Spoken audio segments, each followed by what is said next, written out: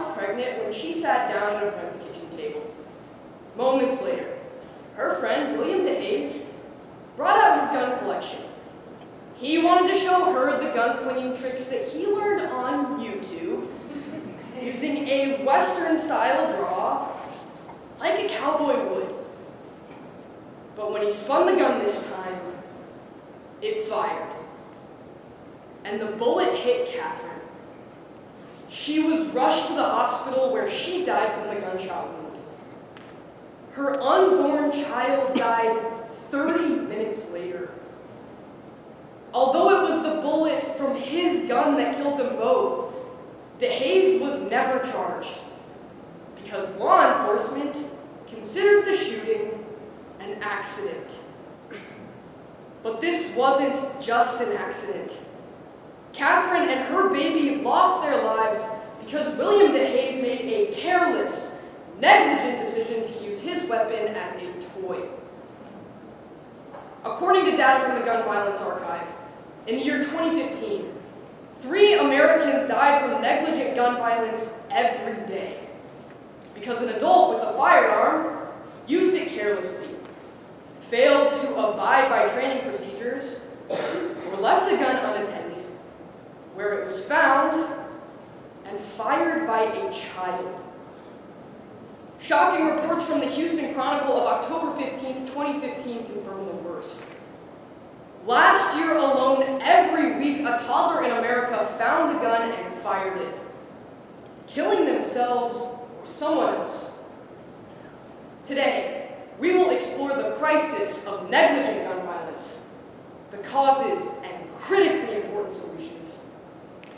Most everyone here today lives in the state of Nebraska, and though we may have differing opinions on gun rights, we can all agree on one thing. We must stop negligent gun deaths so that no one loses their life because a gun was picked up by the wrong hands. Catherine's story is just the beginning of a long list of tragedies caused by negligent gun violence. The problem is twofold. First, children are helpless victims. And second, negligence leads to intent. First, many victims of negligent gun deaths are barely old enough to pull a trigger. Slate magazine reported on March 4th, 2015, 3 accidental shootings in Houston in just 4 days. On February 27th, a 3-year-old boy died by unintentionally shooting himself in the neck. On March 1st, a 4-year-old unintentionally shot himself with a loaded gun he found underneath a bed. And on March 2nd, a 6-year-old boy was accidentally shot in the abdomen when his 5-year-old brother mistook a gun for a toy. Every week, a toddler in America fires a gun because of an adult that failed to lock up a firearm, leaving loaded guns where tiny hands can find them. And according to the Washington Post of October 14, 2015, in 72% of cases, the child ends up shooting themselves. Second, negligent gun owners never intend to have their guns stolen and fired, but their carelessness creates opportunities for those who do want to do harm. New Republic of April 24, 2015 tells the story of a gun owner that kept a loaded gun on his nightstand. His daughter's boyfriend stole it and used it to kill a man. The victim's family sued the gun owner for keeping the gun in a place where it could be easily stolen. But the court didn't hold him accountable. If you think this story is uncommon or exaggerated, consider a 2013 report by the Department of Justice that found nearly 250,000 guns are stolen each year. And those guns end up in the hands of people who intend to use them. Our failure to prosecute negligent gun violence is rooted in 2 causes. Our policies on negligence are inconsistent, and we defend the firearm industry. First, the policies that govern negligence on violence and homicide are left entirely up to the states, and most don't define gun negligence as criminal. According to a 2014 report by the Everytown for Gun Safety organization, there are only 11 states that have statutes to prosecute gun negligence, but they are wildly open to interpretation. Even if charges are filed, it's often left up to the prosecutor to decide if the case is worth pursuing. But Slate of March 4th, 2015 argues, the reason that most aren't prosecuted is because negligent deaths are labeled as accidental. The word accidental implies that nobody was at fault. No fault, no blame, and no crime. Tennessee State Representative Glenn Casado went as far as telling the Washington Post in 2015 that accidental shootings are just acts of God, about which nothing could possibly prevent. Our state laws forgive gun negligence, but prosecute other forms of negligence to the fullest extent of the law. For comparison, according to the Chicago Tribune on August 15, 2015, Ramon Martin accidentally hit a parked car.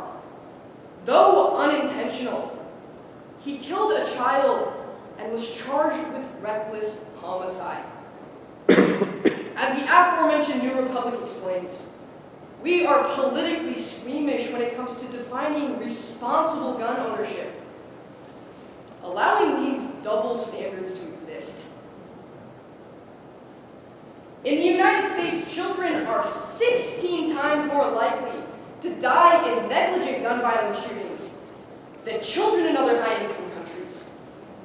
In order to prevent these statistics and stories like Catherine's from repeating, we must hold negligent gun owners accountable.